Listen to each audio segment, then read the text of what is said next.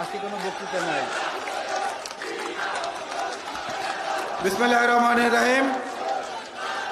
আজকের এই যুব সমাবেশের সম্মানিত সভাপতি সহযোদ্ধা জনাব মামুন হাসান, মঞ্চে উপস্থিত বিএনপির জাতীয় স্থায়ী কমিটির সম্মানিত সদস্য, যুবদলের সাবেক আমাদের প্রিয় নেতা বাবু গয়েশ্বরচন্দ্র রায়, যুবদলের সাবেক সভাপতি বর্তমান ভাইস চেয়ারম্যান জনাব বরকতুল্লাহ বুলু, মহানগর দক্ষিণ বিএনপির জনাব আব্দুল সালাম, রফিকুল আলম মজনু এবং জাতীয়তাবাদী যুবদলের বর্তমান সম্মানিত সাধারণ সম্পাদক, কারা নির্যাতিত নেতা মোনায়েব মুন্না সহ বিএনপি পরিবারের যারা এখানে উপস্থিত আছেন, সম্মানিত নেতৃবৃন্দ, আবার সামনে উপস্থিত প্রিয় বোন এবং ভাইয়েরা, গোটা বাংলাদেশ আজকে অবরুদ্ধ।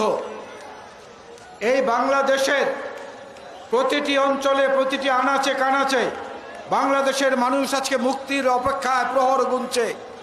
সেই প্রহর গোনার সময় কবে শেষ হবে, কবে শেষ করতে পারবে, এই জায়গাটায় যারা নেতৃত্ব দেবে তারাই হচ্ছেন যুবক, তারাই হচ্ছেন যুবদল।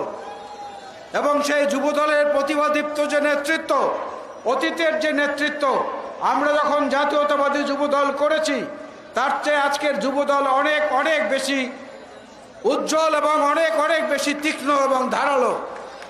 আমি আশা করি এই যুবদল আমাদের চেয়েও অনেক ভালো কিছু এই দেশবাসীকে উপহার দেবেন, আমাদের চেয়েও অনেক ভালো কিছু দেশনেত্রী বেগম খালেদা জিয়া এবং তারেক রহমানকে উপহার দেবেন। যুবদলের একজন সাধারণ কর্মী হিসাবে দেশনেত্রী বেগম খালেদা জিয়া, জনাব তারেক রহমান এবং বিশেষ করে জনাব মির্জা আব্বাস এবং গয়েশ্বরচন্দ্র রায়ের কাছে আমার অনেক ঋণ, অনেক ঋণ, যে ঋণ কোনোদিন পরিশোধ হবে না। প্রত্যেকটি নেতা কর্মীরা আমরা ঋণী বেগম খালেদা জিয়ার কাছে, জনাব তারেক রহমানের কাছে। সে ঋণ পরিশোধের জন্য হলেও আরেকটা বার আমাদেরকে মাথা তুলে দাঁড়াতে হবে, লড়াইটা করতে হবে নিশ্চিত বিজয়ের লক্ষ্যে। সেই বিজয়ের বন্দরে না পৌঁছানো পর্যন্ত আমরা কেউ ঘরে ফিরে যাব না। এটাই হোক আজকে আমাদের শপথ, আমাদের প্রতিজ্ঞা। আল্লাহ হাফেজ।